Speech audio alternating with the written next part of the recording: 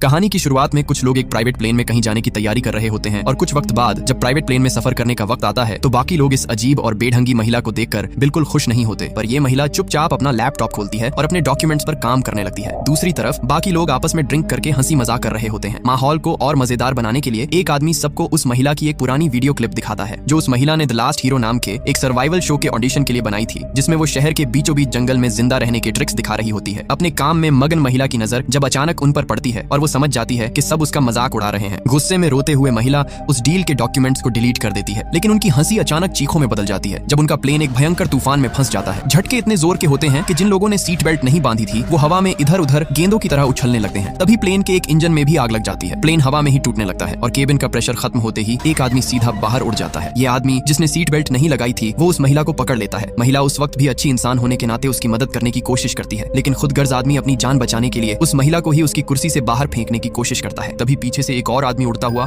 उसकी टांग पकड़ लेता है ताकि वो प्लेन से बाहर ना उड़ जाए। जब आदमी पागलपन में महिला का गला दबाने लगता है तो वो अपने बचाव में एक कांटा पूरी ताकत से उसके हाथ में घोंप देती है। ग्रिप छूटते ही दोनों आदमी उड़कर प्लेन के टूटे हुए हिस्से से बाहर उड़ जाते हैं। महिला खौफ से देखती है कि वो आदमी एक रस्सी में फंस गया है और हवा के दबाव से उसका चेहरा प्लेन के बाहर शीशे पर बार बार जोर से टकरा रहा है। ये खौफनाक मंजर बर्दाश्त से बाहर होने पर महिला खिड़की का पर्दा गिरा देती है। इसी दौरान प्लेन सीधा समंदर की लहरों से टकराता है। प्लेन पानी में तेजी से डूबने लगता है। महिला हिम्मत करके अपनी सीट बेल्ट खोलती है और तैरती हुई एक एयर होस्टेस की लाश के पास से होती हुई प्लेन के उसी टूटे हुए हिस्से से बाहर निकल आती है। खराब मौसम और तूफानी लहरों के बीच महिला को दूर एक आइलैंड नजर आता है। वो अपनी पूरी ताकत लगाकर उसकी तरफ तैरने लगती है। जब कई घंटों बाद महिला को होश आता है तो वो खुद को उसी वीरान आइलैंड की रेत पर पाती है। जैसे ही वो उठकर इस अनजान और खतरनाक आइलैंड का जायजा लेने आगे बढ़ती है तभी अचानक उसे वहाँ प्लेन क्रैश का एक और जिंदा बचा हुआ शख्स मिलता है और जब वो ध्यान से देखती है तो वो और कोई नहीं बल्कि वही मगरूर अमीर आदमी होता है जो उसका मजाक उड़ा रहा था। जब तक आदमी अपनी जख्मी टांग के साथ बेहोश पड़ा था, महिला अपनी सर्वाइवल स्किल्स का पूरा इस्तेमाल करना शुरू कर देती है। उसने आइलैंड पर मौजूद लकड़ियों और सूखे पत्तों से एक छोटी सी झोपड़ी बनाई ताकि आदमी को धूप की तपन से बचा सके। सिर्फ इतना ही नहीं, फिर वो बारिश का पानी जमा करने के लिए एक गड्ढा खोती है और उसमें नारियल के शेल्स रख देती है ताकि प्यास बुझाने का इंतजाम हो सके। जब आदमी को होश आता है तो महिला उसे बताती है कि उन दोनों के अलावा इस हादसे में कोई जिंदा नहीं बचा। उसके बाद वो दो लकड़ियों को आपस में रगड़कर आग जलाती है और उस पर एक शिकार की हुई मछली भी पकाती है। महिला उस पकी हुई मछली को लेकर आदमी के पास जाती है, लेकिन आदमी का अमीर बाप की औलाद वाला नशा अभी उतरा नहीं था। वो उस मछली को देखकर ऐसे मुंह बनाता है मानो उसे किसी 5 स्टार मिशेलिन रेस्टोरेंट का खाना चाहिए हो। शाम के वक्त समंदर के किनारे बैठी महिला अपनी खुशी छुपा नहीं पाती। जिंदगी में शायद पहली बार उसे लग रहा था कि वो अपनी सही जगह पर है, लेकिन आदमी का मिजाज इससे बिल्कुल उलट था। आइलैंड की ये छोटी सी झोपड़ी उसके नखरों और उसकी पर्सनैलिटी के हिसाब से बहुत छोटी थी। वो इस उम्मीद में था कि कब कोई आए और उन्हें बचाकर वापस शहर की आरामदेह जिंदगी में ले जाए। असल में इस पूरे हादसे की शुरुआत अचानक नहीं होती। इस कहानी के तार जुड़ते हैं प्रेस्टन कॉर्पोरेशन के चमकते हुए ऑफिस से, जहाँ ये महिला लिंडा काम करती है, जो दिन रात सिर्फ इस उम्मीद में मेहनत करती है कि एक दिन उसका काम उसे कंपनी में अच्छी पोजीशन दिलाएगी। मगर अफसोस, उसका बॉस डोनोवन एक नंबर का हरामी निकलता है। वो उसकी शराफत का फायदा उठाकर न सिर्फ लिंडा की मेहनत का क्रेडिट खाता है बल्कि उसकी बनाई हुई जबरदस्त रिपोर्ट्स को अपना बताकर ऊपर तक वाहवाही बटोर लेता है। ऑफिस में लिंडा के बाकी कोलीग्स भी उसे अजीब समझते हैं और उससे दूर दूर रहते हैं। और सिर्फ यही नहीं बल्कि यहाँ तक कि कोई उसे ऑफिस के बाद किसी पार्टी या हैंग आउट पर इन्वाइट तक नहीं करता। लेकिन इन सब के बावजूद लिंडा अपनी उम्मीद नहीं हारती। दरअसल कंपनी के लेट फाउंडर को हमेशा से लगता था कि वाइस प्रेसिडेंट की कुर्सी के लिए लिंडा से बेहतर कैंडिडेट कोई नहीं, और अब लिंडा को पूरी उम्मीद होती है कि जब फाउंडर का बेटा ब्रैडली प्रेस्टन अपने बाप की कुर्सी पर बैठेगा तो उसे उसका हक जरूर मिलेगा। अपने दिल की ये आखिरी उम्मीद वो घर आकर अपने पालतू तोते कराटे से शेयर करती है। कुछ वक्त गुजर जाने के बाद जब ब्रैडली ऑफिशियली बॉस की कुर्सी संभालता है तो वो लिंडा की जगह अपने पुराने दोस्त डोनोवन को वाइस प्रेसिडेंट की पोस्ट दे देता है। जब लिंडा को इस धोखे का पता चलता है तो वो सीधा ब्रैडली के पास जवाब मांगने पहुंचती है। ब्रैडली साफ अल्फाज में कह देता है कि लिंडा एक बहुत अच्छी वर्कर है, लेकिन एक बॉस दिखने के लिए पर्सनैलिटी चाहिए होती है। वो उसे ताना मारता है कि बिजनेस की दुनिया में सिर्फ प्रोडक्ट्स नहीं बल्कि खुद को भी प्रेजेंट करना और बेचना आना चाहिए। इन सब बातों के बावजूद ब्रैडली उसे अपने साथ एक अहम बिजनेस ट्रिप पर चलने का आखिरी मौका देता है, जहां एक बहुत बड़ी डील फाइनल होने वाली है। पर सच तो ये था कि ब्रैडली और डोनोवन दोनों को ही कंपनी के कोर बिजनेस का कख पता नहीं था, इसलिए डील फाइनल करने के लिए उन्हें लिंडा के दिमाग की सख्त जरूरत थी। इसी मीटिंग के बीच ब्रैडली की फियांसी जूरी आ जाती है। ब्रैडली उसकी खातिर मीटिंग वहीं रोक देता है और जाते जाते लिंडा को एक बार फिर जलील करते हुए कहता है कि उसके केबिन से अजीब सी बदबू आती है क्योंकि वो वहीं बैठकर लंच करती है, जिसकी बाकी लोग भी शिकायत करते हैं। इस दर्दनाक बेइज्जती से टूटी हुई लिंडा ऑफिस से निकलकर पार्किंग लॉट में जाकर फूट फूट कर रोती है, जहां से कहानी फिर प्रेजेंट में आती है। ब्रैडली वापस जाने के लिए मर रहा था, लेकिन लिंडा को शहर की जिंदगी से ज्यादा इस आइलैंड पर मजा आ रहा था। ब्रैडली हैरान होता है कि लिंडा ने अभी तक मदद के लिए कोई सिग्नल क्यों नहीं बनाया। इस पर लिंडा मुंह तोड़ जवाब देती है कि वो उनके जिंदा रहने के इंतजाम, खाना, पानी और आग जुटाने में मसरूफ थी। बातों बातों में माहौल थोड़ा गर्म होने लगता है जब ब्रैडली गुस्से में याद दिलाता है कि वो अब भी उसका बॉस है और उसे उसकी बात सुननी पड़ेगी। तो अपने बॉस के इस अकड़े हुए और मगरूर रवैये से तंग आकर लिंडा अपना सामान उठाती है और ब्रैडली को उसके हाल पर अकेला छोड़कर कैंप से निकल जाती है। जब सूरज ढलता है और जंगल की डरावनी आवाजें ब्रैडली को घेर लेती हैं, तब उसे एहसास होता है कि आइलैंड पर ऑफिस का स्टेटस नहीं, सर्वाइवल की ताकत चलती है। अगली सुबह लिंडा अपने हाथ में एक भाला और पीने का पानी लेकर वापस आती है ताकि अपने बॉस को याद दिला सके कि अब वो किसी ऑफिस में नहीं नहीं है। यहाँ किसी के सोशल स्टेटस की कोई औकात नहीं, यहाँ सिर्फ सर्वाइवल स्किल्स काम आएंगी। लिंडा बताती है कि वो उनके खाने के लिए एक जंगली सुअर का शिकार करने जा रही है, क्योंकि पता नहीं उन्हें यहाँ कितने दिन रहना पड़े। जंगल की घनी झाड़ियों में भटकते हुए आखिरकार उसने एक जंगली सुअर ढूंढ ही लिया। लिंडा दिमाग चलाती है और उसे एक जाल में फंसाकर ऊपर से हमला करती है। एक बार काफी नहीं था, जख्मी सुअर लगातार हमला करता रहा, इसलिए लिंडा ने उसे अपनी लकड़ी के भाले से तब तक मारा जब तक कि उसकी जान नहीं निकल गई। खून में लथपथ लेकिन शिकार के साथ लिंडा वापस ब्रैडली के पास कैंप पहुंचती है। उस शाम आग के सामने उस शिकार को पकाकर खाते हुए दोनों के बीच माहौल थोड़ा रोमांटिक सा हो जाता है। अगले दिन आइलैंड को एक्सप्लोर करते हुए लिंडा को एक खूबसूरत झरना मिलता है। पिछले कई दिनों की धूल और पसीने को धोने के लिए वो इस नेचुरल शावर का मजा लेती है। तभी अचानक उसकी नजर दूर समंदर में गुजर रही एक बोट पर पड़ती है, पर वो यहाँ एक अजीब फैसला करती है। वो मदद के लिए कोई आवाज नहीं लगाती। वो चाहती थी कि वो इसी आइलैंड पर रहे, क्योंकि ऑफिस की उस घुटन भरी और ताने मार जिंदगी से बेहतर उसे यहाँ का आजाद माहौल लग रहा था। कैंप वापस आकर वो ये बात ब्रैडली से छुपा लेती है, लेकिन ब्रैडली इस बात से शदीद गुस्से में था कि प्लेन क्रैश को 2 हफ्ते हो चुके हैं और लिंडा अब तक उन्हें बचाने के लिए कोई सिग्नल नहीं बना रही। उन दोनों के बीच काफी बहस होती है और ब्रैडली अकेले ही जिंदा रहने का फैसला करके वहाँ से निकल पड़ता है। जाते जाते लिंडा उसे ताना मारती है कि वो बस एक बिगड़ा हुआ अमीर बाप का बेटा है, जिसकी कंपनी भी खुद उसके बाप की बनाई हुई है। गुस्से में ब्रैडली पलटकर कहता है, यू आर फायर्ड, तुम्हें नौकरी से निकाला जाता है। लेकिन इस खोखली धमकी पर लिंडा को सिर्फ हंसी आती है। ब्रैडली का अकेले जीने का हर तजुर्बा फेल हो जाता है। वो ना पानी जमा कर पाता है, ना घर बना पाता है। हाल ये हो जाता है कि उसे जिंदा रहने के लिए घिनौने कॉकरोचेस खाने पड़ते हैं। दूसरी तरफ लिंडा एक शानदार वेकेशन जैसी जिंदगी जी रही थी। जब ब्रैडली को एहसास होता है कि इन कीड़ों की अजीब डाइट से उसका पेट भरने के बजाय वो उल्टा बीमार पड़ जाएगा, तो वो हार मानकर लिंडा के पास माफी मांगने वापस आता है। उसने काफी देर तक जलील होकर उससे माफी मांगी। लिंडा उस पर तरस खाती है और कहती है कि वो उस जैसी नहीं है। उसे दूसरों को नीच दिखाने में कोई मजा नहीं आता। वो उसे वापस अपने कैंप में आने और अपना लाया हुआ खाना खाने की इजाजत दे देती है। कुछ दिन बाद लिंडा उसे आइलैंड के सबसे ऊंचे पहाड़ की चोटी पर ले जाती है। वहां तक जाने का रास्ता एक गहरी खाई के ऊपर बनी पतली सी पगडंडी से होकर गुजरता है, लेकिन ऊपर पहुंचकर समंदर का नजारा बेहद खूबसूरत दिखता है। वहां लिंडा उसे अपनी स्किन पर जहरीली बेरीज का रस लगाकर उनकी पहचान करना सिखाती है। वापस आते वक्त घनी बेलों के बीच से गुजरते हुए लिंडा अचानक पहाड़ से गिरने ही वाली होती है कि ब्रैडली उसे खींच कर बचा लेता है। हालांकि उसने यह किसी इंसानियत की वजह से नहीं किया था, बल्कि उसे अच्छी तरह पता था कि लिंडा के बिना वो इस आइलैंड पर ज्यादा देर जिंदा नहीं रह पाएगा। कैंप में आकर लिंडा कोयलों पर कच्चे केले पकाती है और बताती है कि उसने यहाँ के फलों से एक देसी वाइन भी बना ली है। ड्रिंक पीते हुए दोनों एक दूसरे से अपने दिल की बातें शेयर करते हैं। अगली सुबह का हैंगओवर अभी उतरा नहीं था कि आइलैंड पर एक भयानक तूफान आ जाता है, जो उनके कैंप को तबाह कर देता है और ब्रैडली एक गिरते हुए पेड़ के नीचे दबने ही वाला होता है कि लिंडा उसे बचा लेती है। दोनों अपनी जान बचाकर समंदर के किनारे एक गुफा में पनाह लेते हैं। ठंड से बचने के लिए दोनों को अपने गीले कपड़े निकालने पड़ते हैं और एक दूसरे की बॉडी हीट से खुद को गर्म रखना पड़ता है। जब तूफान रुकता है और मौसम साफ होता है तो लिंडा खुद को गुफा में अकेला पाती है। वो ब्रैडली को जंगल में ढूंढती है। वो देखती है कि ब्रैडली वहाँ लकड़ियों से कुछ बना रहा है, लेकिन वो नहीं चाहता कि लिंडा उसे अब भी देखे। आखिरकार वो दोनों मिलकर उस तबाहशुदा कैंप की जगह एक नया और मजबूत कैंप बनाने का फैसला करते हैं, लेकिन इस बार थोड़ी ऊंचाई पर। अब दोनों मिलकर कैंप बनाते हैं और 2 लोगों के काम करने से झोपड़ी भी तेजी से तैयार हो जाती है। खैर, एक शाम ब्रैडली अपनी बदतमीजी भुलाकर लिंडा का शुक्रिया अदा करता है। वो कहता है कि लिंडा ने उसकी जान बचाई और उसे आइलैंड पर जीना सिखाया। इसी एहसान के बदले ब्रैडली ऑफर करता है कि आज रात का खाना वो बनाएगा। लेकिन अफसोस, ये कोई दोस्ती का हाथ नहीं बल्कि एक खौफनाक साजिश थी। शाम को खाना खाते ही अचानक लिंडा की तबीयत बिगड़ने लगती है, लेकिन ब्रैडली इस पर बिल्कुल हैरान नहीं होता, क्योंकि उसने खाने में जहर मिला दिया था। उसका प्लान था कि वो सारा सामान और सप्लाईज चुराकर अपने बनाए हुए लकड़ी की कश्ती पर इस आइलैंड से निकल जाए। पर जिसे आम जिंदगी में अपने काम ठीक से न आते हों, वो भला समंदर की लहरों से क्या मुकाबला करेगा। समंदर की तेज लहरों में उसका बनाया हुआ राफ्ट टूटकर बिखर जाता है और ब्रैडली पानी में डूबने ही वाला होता है कि आखिरी वक्त पर लिंडा उसे बचा लेती है। जहर की वजह से अपनी हालत खराब होने के बावजूद लिंडा उसे पानी से बाहर निकालती है और CPR देकर उसकी जान बचाती है। लिंडा उस पर गुस्सा करने के बजाय चुप रहती है, क्योंकि ब्रैडली इतना बड़ा लूजर था कि उसने खाने में जहर की क्वांटिटी भी ठीक से नहीं डाली थी। लेकिन लिंडा अब किसी रहम के मूड में नहीं थी। बदला लेने के लिए वो चुपके से ब्रैडली को एक पहले से पकड़े हुए ऑक्टोपस के न्यूरोटॉक्सिन से पैरालाइज कर देती है। वो जिंदा तो था, सब सुन और देख भी रहा था, पर हिल नहीं सकता था। तभी लिंडा उसे सजा देने के लिए एक धारदार चाकू निकालती है और उसके करीब आती है। ब्रैडली खौफ के मारे चीखना चाहता है, पर आवाज नहीं आती। हालांकि वो उस चाकू से सिर्फ एक चूहे को मारती है, पर वो ब्रैडली के दिमाग में ये खौफ बिठाने में कामयाब हो जाती है कि इस आइलैंड पर लिंडा ही सब कुछ है और ब्रैडली की औकात एक कीड़े से ज्यादा कुछ नहीं। अब इस अमीरजादे को ये कड़वा सच मानना ही पड़ता है। ये समझते हुए कि अब उन्हें कोई नहीं बचाएगा, तो ब्रैडली चुपचाप लिंडा की हर बात मानने लगता है और उसके इशारों पर काम भी करने लगता है। लेकिन एक दिन जब लिंडा जंगल में फल तोड़ रही थी, उसकी नजर समंदर में एक छोटी बोट पर पड़ती है और इस बोट पर जो थी उसे देखकर लिंडा के होश उड़ गए। वो ब्रैडली की मंगेतर जूरी थी। प्लेन क्रैश के बाद से जूरी पागलों की तरह अपने होने वाले दूल्हे को ढूंढ रही थी, जबकि गवर्नमेंट की रेस्क्यू टीम ने कब का हार मान लिया था। लिंडा शॉक होती है और किसी तरह जूरी और उसके बोटमैन से मिल लेती है। जब वो लोग आइलैंड के अंदर आ रहे होते हैं, तब रास्ते में बातों ही बातों में लिंडा को पता चलता है कि उन्हें ढूंढने सिर्फ ये दोनों आए हैं, इनके अलावा पीछे कोई सर्च टीम नहीं है। ये जानते ही लिंडा के दिमाग में एक शैतानी और खौफनाक प्लान आता है। वो चालाकी से उन दोनों को पहाड़ के उस खतरनाक और पतले रास्ते पर ले जाती है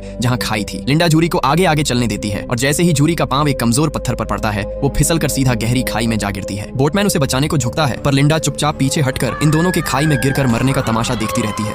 इन 2 कत्लों के बाद जब लिंडा कैंप वापस आती है तो थोड़ी परेशान और बेचैन सी हो जाती है। ब्रैडली नोटिस करता है कि कोई चीज लिंडा को अंदर ही अंदर खा रही है। अपने गुनाहों के बोझ तले लिंडा अपना काम काज छोड़ देती है और ब्रैडली को अकेला शिकार पर जाने देती है। दूसरी तरफ समंदर के किनारे एक जंगली स्वर का पीछा करते हुए ब्रैडली की नजर रेत में दबी एक लाश पर पड़ती है। जब वो उस लाश की उंगली में अंगूठी देखता है तो उसके पैरों तले जमीन निकल जाती है। वो लाश झूरी की थी। ब्रैडली फौरन समझ जाता है कि ये जरूर लिंडा का ही काम है। वो गुस्से में आग बबूला होकर कैंप आता है और रिंग दिखाकर लिंडा पर खून का इल्जाम लगाता है। लिंडा बहाना बनाती है कि वो एक्सीडेंट में मरी थी और मैंने तुम्हें इसलिए नहीं बताया ताकि तुम और परेशान ना हो जाओ। लेकिन इस बार ब्रैडली को पिछली कहानी भी याद आ जाती है। लिंडा का पहला हस्बैंड भी तो इसी तरह उसके एक प्लानशुदा एक्सीडेंट में मरा था। जैसे ही ब्रैडली अपना चाकू निकालता है लिंडा समझ जाती है कि अब सच सामने आ चुका है और वो अपनी जान बचाकर जंगल की तरफ भागने लगती है। जंगल में दोनों के बीच एक भयानक और खूंखार लड़ाई शुरू होती है। लिंडा पीछे से हमला करके उसका गला घोटने की कोशिश करती है। इस खतरनाक फाइट में लिंडा अपने दांतों से उसे कुत्तों की तरह काटती है तो ब्रैडली उसकी आंख निकालने की कोशिश करता है। तभी लिंडा उसे एक पत्थर दे मारती है और झूरी की वो अंगूठी जो उसने लड़ाई के दौरान अपने दांतों से खींच ली थी एक साइको की तरह सीधा निगल जाती है। जब ब्रैडली दोबारा उस पर झपटता है तो लिंडा अपने चाकू से उस पर जोरदार वार करके उसे जख्मी कर देती है। जान बचाकर भागता हुआ ब्रैडली आइलैंड के दूसरे हिस्से में